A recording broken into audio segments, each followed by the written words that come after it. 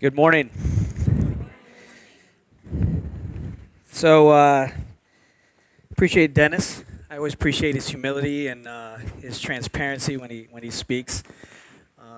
Leading our hearts in communion. And I also just appreciate all the singers. There's a lot that goes into putting together a service. Whether it's people coming like Junior, I respect him highly. He comes 3 times a week. In getting preparation for services, and then the singers are coming and rehearsing, and there's a lot that goes into making a service like this happen. And I just always want to say thank you to the teachers, thank you to those who run AV, thank you to the people that are rehearsing so that when we come to worship, we are singing our praises to God in an excellent way. So thank you, Troy, and thank you to all the singers.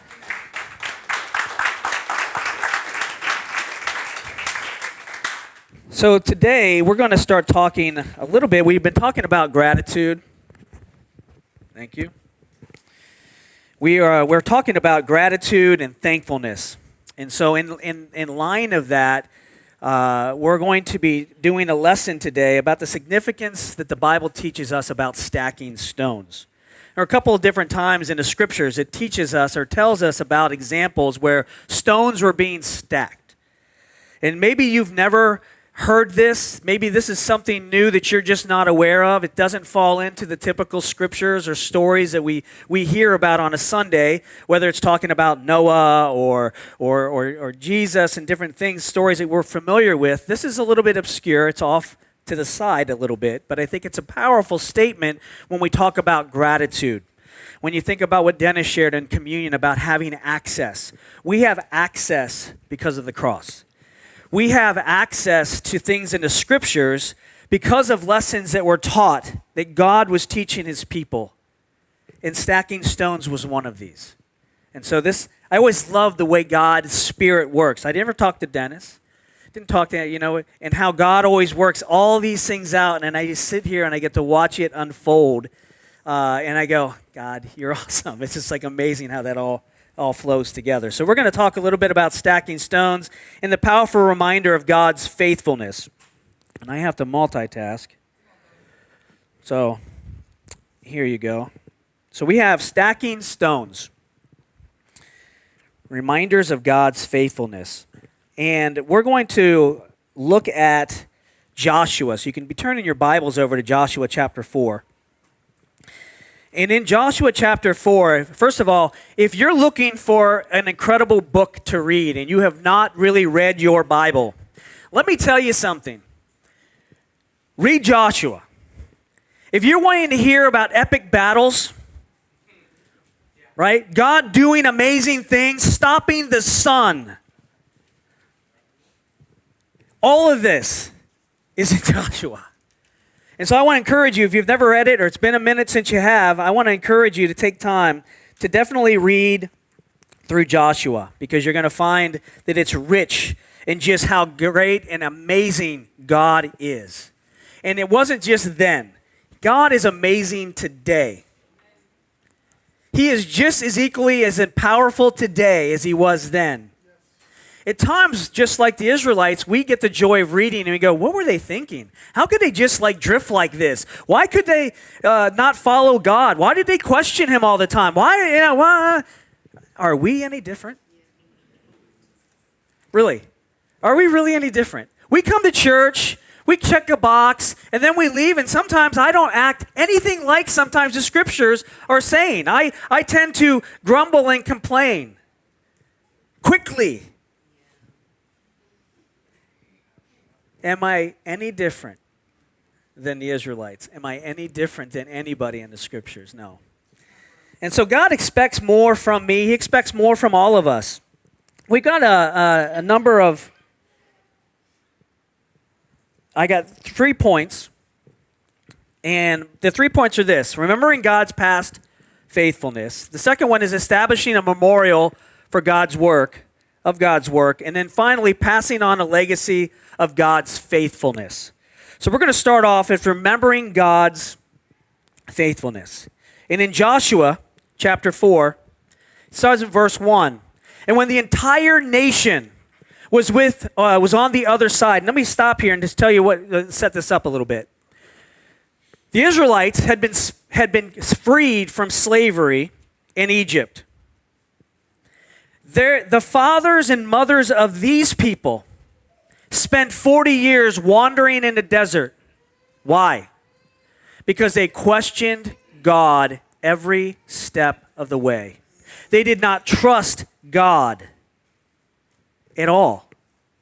And so God allowed them to wander around in the desert until this group of people had the heart to follow God. That's such a convicting thought, right?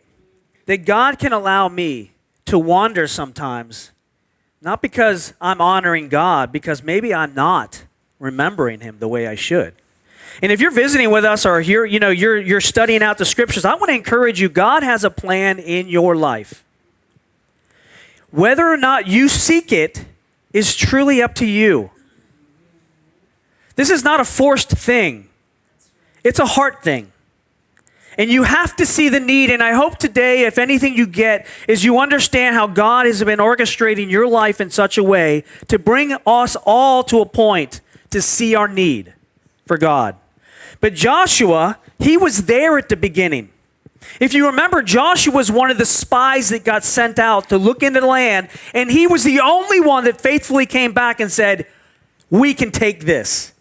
And everyone else was saying, nope, you can't do it. Oh, these bugs are big, and everything is so amazing. We can't handle any of this. Can you relate? Sometimes maybe God asks you to do something, and you kind of maybe come back saying, oh, no, God can do great things. And so that's what was going on here with Joshua, is that he was reminding the people that God has something great. The Israelites, when they were questioning God, they had just passed through the Red Sea. And yet on the other side, what did they start doing? Grumbling and complaining. Where's water? Where's the food? God provides water. God provides food. Grumble, grumble, grumble. You know, what if we put all these expectations, they put these expectations out, wanting more, expecting more. But anyway, I don't want to deviate too far. But Joshua learned the importance of trusting God. So we begin in verse 1. It says, when the entire nation was on the other side, the Lord told Joshua, select for yourselves 12 men from the people. This was up to Joshua. God didn't pick anybody. He said, you pick them. And he said, pick from one tribe, instruct them, pick up 12 stones from the middle of the Jordan, from the place where they are priests stand firmly, and carry them over with you and put them in a place where you camp tonight. It says Joshua summoned, immediately after he was told to do this, he summoned the 12 men, and he appointed from the Israelites one per tribe. Joshua told them, go in front of the ark of the Lord your God to the middle of the Jordan. Each one of you is to put a stone on his shoulder according to the number of Israelite tribes. It says, then the stones will be a reminder to you when your children ask someday, why are these stones important to you? I want to stop here for a second. Sometimes we say, the cross is a reminder of what Jesus did. But we're supposed to be telling our kids and the generations after, what does the cross mean to you? Because I think when you personalize it like that, right, it becomes a very different statement. It becomes more of a burden, a little weight on your shoulder. Am I living the way I should? But look what it said. It said, so it's important why you tell your children why this is important to you. Tell them how the water of the Jordan stopped flowing before the Ark of the Covenant of the Lord. And when it crossed the Jordan, the waters of the Jordan stopped flowing. And the stones will be a lasting memorial for all of the Israelites. So this was an opportunity for them. They had been wandering 40 years in a desert. They're finally about to cross this Jordan River. And guess what? This isn't like a creek. This is harvest time. And at that time, the water level is about 15 feet high, deep. The water is 15 feet deep. At harvest time, it's at flood levels. Imagine a football field, the length of a football field. They're standing on one end zone looking at the other end zone. And historians tell us that when you read this and you hear Joshua get up, it's kind of easy to think that I'm just like talking like to a group of people right here. No. There were 600 fighting men alone, 600,000 fighting men alone that Joshua had. Assuming that they were married and had kids, right? You're looking at close to 2.5 million people. Or you're about to send them across this raging river. Pretty impressive. So, what is your Jordan River? We all have one we have to cross. In order to get to your promised land, it wasn't like, hey, you get the promised land right now. No. We just wandered this would be me. We've been wandering around, and now I got to do this? Am I alone? I was like, really? Can't it just be easy? But the goal was you had to go forward. There was no going back. We have to cross a Jordan. We all face one. Maybe your Jordan River is like, you know what? When my life gets better and more organized and more under control, then I'll seek after crossing over the river. Maybe when, my job situation is less hectic, maybe I've established my career the way it should, then when that's all perfect, then I'll cross the Jordan River. Maybe when my marriage is exactly where it should be, or my kids are exactly where they should be, well, then I will be focused on you, Lord, and I will be willing to cross over to my promised land. We can all insert whatever that Jordan River is, but there is something that is fast-flowing, overwhelming, that you are facing. I don't even understand, but you do. And I want to encourage you that God did not bring you here to say this is it.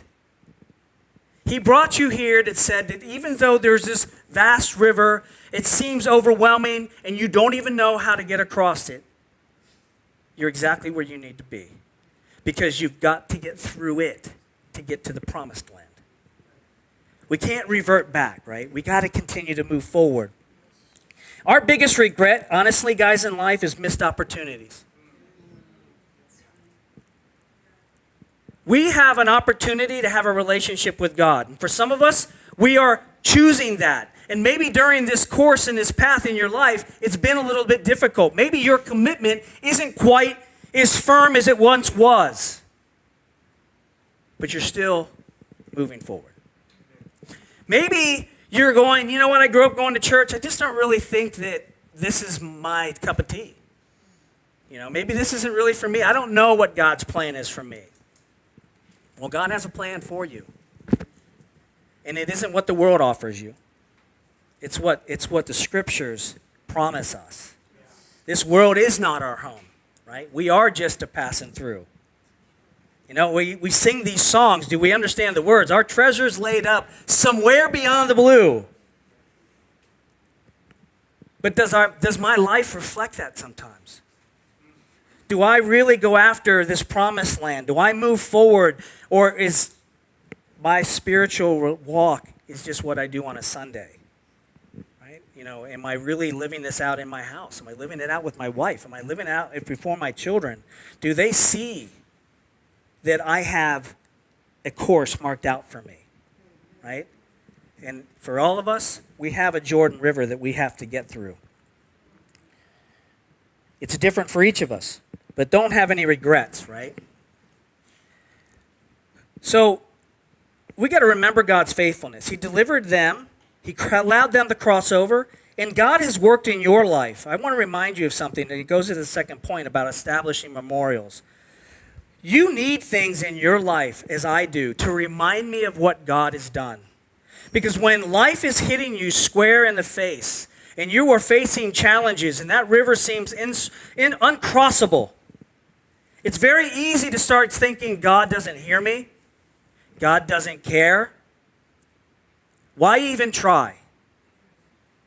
I have been going on and on and on, and I just don't feel like God has ever listened to me one time. And we start telling ourselves a steady diet of this negative type of thinking. Maybe it's quietly when you're driving and you're sitting there, or maybe it's when you're sipping coffee and this fleeting thought comes into your mind and you go, really, is this, I don't know if I'm going to seek after happiness and I'm going to go down a route that maybe is like the Israelites could have done, right? They could have gone back to Egypt. Do you remember when they crossed over after they were saved from their slavery? Right? And they begin to grumble, and they turn to Moses and they say, you know what? It was much better. It was much better back over there when we were in Egypt. Being beat on, being flogged, working 24-hour days, not rest. Yeah, that was wonderful, Israelites. But again, are we any different? You know, I made Jesus Lord, my life was great, but now my life's challenging. My marriage isn't where it needs to be, or my kids are this, or my job is that, or my finances, my bills, everything seems to be mounting up. God, I don't think you're there. No, he's there. We just got to keep moving forward, right? We got to set up reminders. And these reminders that the Israelites had when they stacked stones was to remember what God had done. He didn't say when you stack these stones, hey, to remind you of what didn't happen. These stones remind you of your slavery. No. These are stones to remind you of what God had done, what God will do and continue to do in our lives. Look in Joshua chapter 20. We're going to skip a portion of this.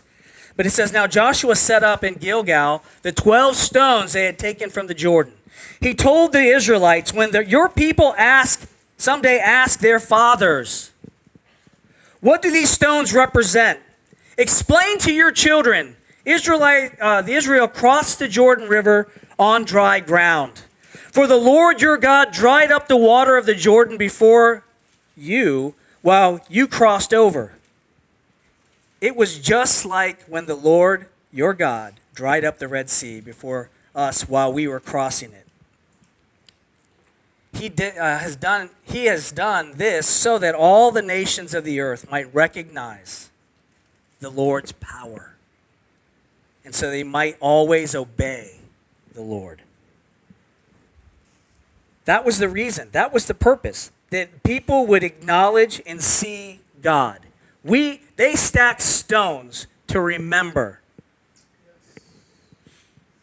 They sat there so when their kids came back, they would say, this is what God had done.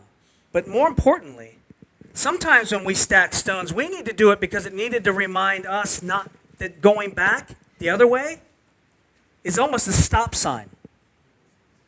Whoa, whoa, whoa. You're willing to stop walking, stop being with God. This is a reminder that you can't go back. Your promised land is in front of you, not behind you. Right? Luke 6, Jesus talked about the parable. He gave the parable about no one puts his hand to the plow and looks back, is fit for service in the kingdom of God. What does that mean? How many of you, when you drove here today, looked through your rearview mirror? You didn't look forward. You just drove your car only looking through the rearview mirror.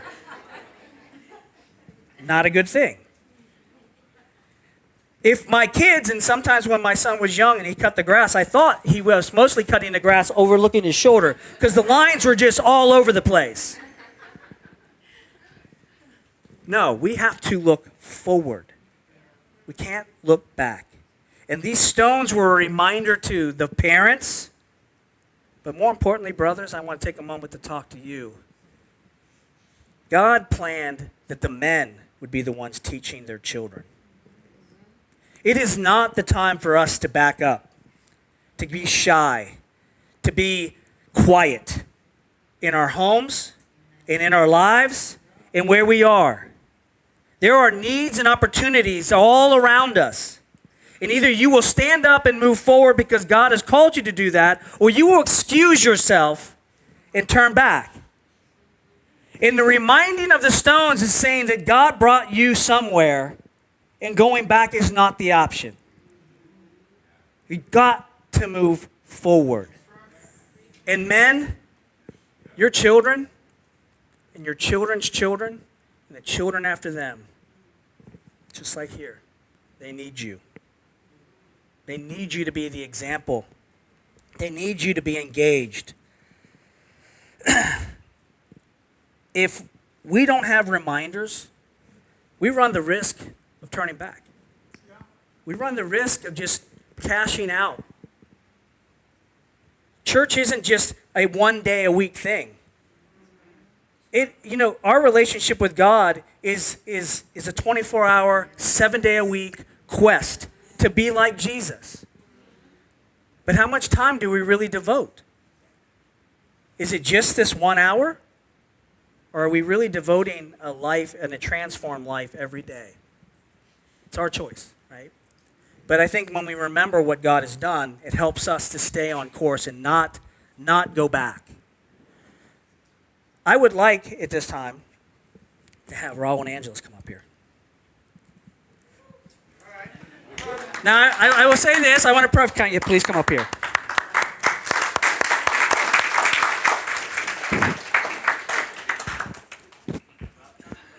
I want you to understand something, first of all, that I know you didn't want to do anything public, okay? But I'm caught. I'm caught because I'm grateful. And not to say something, it hurt me. And so I know I'm bringing you up here and putting you on a spot you didn't ask. But, so I just want you to know, and I want the church to know, and they do, how much we appreciate. These stones that I stacked are a symbol that I want to give you. These represent the 9 years, Raul, that you served as the evangelist of this church.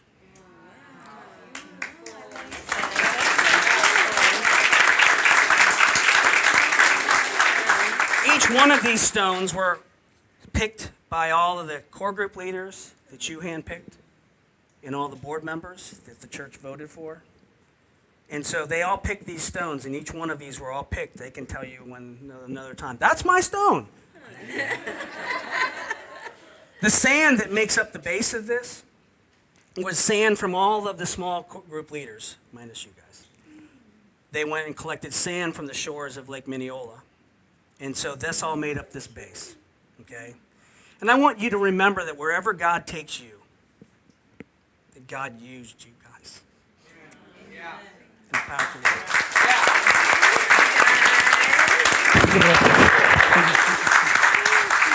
awesome. And so you put that in your house so that when people ask you, which is an odd decoration, right? Most times people make a statue of themselves or whatever. No, God said, no, I don't want statues. Here's just stones. And they can mean something. So these will be something that you will tell people what this means in your house of what God has done in your life. Now, before I leave, this small one was one that I made, and I want you, or I can, but I would like you to give this to Anya Lise. Because I know she's getting ready to go off to school, and she's going to be on her own, and I want her, no matter, because life is not easy, guys, as you all know. We like to think that our course was like, we started and we just valiantly ran. No, some of us stopped running. And some of us came back. And some of us might be struggling right now to not keep running. But I want you to stay on the course because God has done great things. That's why we all need to establish reminders. It doesn't have to be like this, but this is a visual, as you guys know. I like visuals. And so this is a visual that you need to create things in your own families to remind you of what God has done. Don't remember what Satan wants you to believe, that God isn't working. God stopped listening. Not true. Mark today the day God has worked in your life. But I want your daughter, at least, to take this wherever she goes, and that she can remember what God has done in her life. Here, I'm going to give your wife the small one. I'm going to give you the big one. There you go.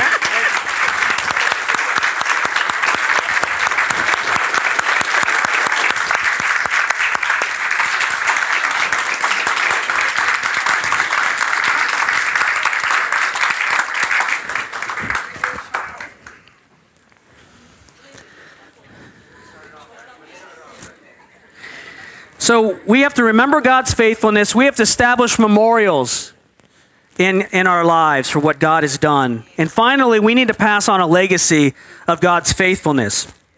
If you can turn your Bibles over to Psalm 78. We're going to end up in here. And this was not only did they stack stones, there's a lot of symbolism in the Bible, okay? And these symbols were not just stones or reminders of different things, or meals, or things like Passover, right, was a meal of remembrance. But they also sang songs. And this is a song, right? And it says, "Pay attention, my people, to my instructions. Listen to the words I speak. I will sing a song that imparts wisdom and will make insightful observations about the past. What you have heard and learned, that which our ancestors have told us. We will not hide from their descendants. We will tell the next generation about the Lord's praiseworthy acts, about his strength and the amazing things he has done. He established a rule in Jacob. He set up the law in Israel. He commanded our ancestors to make his deeds known to their descendants, so that the next generation, children yet to be born, might know about them. They will grow up and tell their descendants about them. Then they will place their confidence in God, and they will not forget the works of God, and they will obey his commands." All these things happen, guys, not because God has it out for you. Oh, I felt that way. I have to be honest. I tell myself, I have to walk myself back of that, off that cliff. Like, God, do you not care? How do you allow this to happen? I do all these things. I don't get it. And I have to back off and go, you know what, God? It's just not the time. The time is God is still good. God is awesome and God is great. Even when I have a Jordan to cross and even when everything is a celebration and a party. But I need to live it out every day, as we all do. We need to live out our convictions and our beliefs every single day. We need to be intentional in living out our example to the next generation. Our example at home is stacking stones. Our conversations, they too stack stones. Sometimes the things that we post and the social media things, we can't ignore that. Those things are stacking stones, but are those the stones, are those the story that you want told? I don't want to tell stories outside of what God has done. God is awesome. I have what I have and I have what I don't have, but what I don't have pales in comparison to what God has blessed me with. And God has blessed you in such a great way when you look at your families and even the challenges that you face. It's okay. God still is an amazing and faithful God. You need to share your story with why you believe what you believe. You got to remember, I got to do two things here. So remember God's past faithfulness, establish memorials, and pass on a legacy of what God has done. The questions for this week, I have 2 questions and 2 applications. Okay, projects. If you like a project, I'm going to give you a project. First project is this. Write down your spiritual journey. Take time this week to write down what God has done. All of it. Don't just look at the good. Don't ignore the bad. Don't only look at the good, bad and ignore the good. I want you to write down your spiritual journey. How did you get where you are today?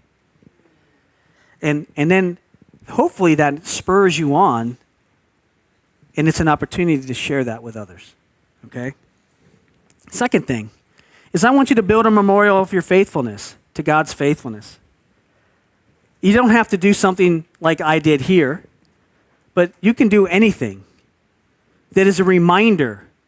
So as a parent, you should establish something in your house that when your kids that are there now, and when your grandkids come home, and when their kids come, that you can speak to men of why you believe what you believe, what God has done. Why are these stones important to you, Grandpa? Why are these stones important to you, great-grandpa? What are you going to say? Well, it goes back to the first thing. If you take time to write down what you're grateful for and how God has put you in your journey, guess what? You now will be able to tell that story to your children and your children's children. And someday when we pass, we can pass that on to our kids. And they can someday, years from now, go, those stones were my great-great-great-grandfather's stones and grandma, and they believed this. And this is what we believe to this day. Pass on a legacy of what God has done. The other one is, what legacy do you want to leave? This is a conversation that we can ask. What is it that we want to leave? So when we have our small groups this week, talk about that. Think about it before you go, but what is the legacy you want to leave? And also talk about what is your Jordan River right now. There's something that we need to pull together as a family. Don't carry burdens and challenges alone. Share them with each other. We can't always help solve the problems, but we can at least be there to support one another through it. At least ask, hey, how's that going? Sometimes the accountability itself is helpful. But we need to do things. We need to remember that God is an amazing God. He is worthy of our praise, but we need to stack these stones so that we never forget and remember of God's faithfulness and God's mighty works in our lives. My final statement, I guess I'll say, is that you need to leave the legacy for the generations to come. And most importantly, to remember and never forget God's faithfulness endures forever. Amen.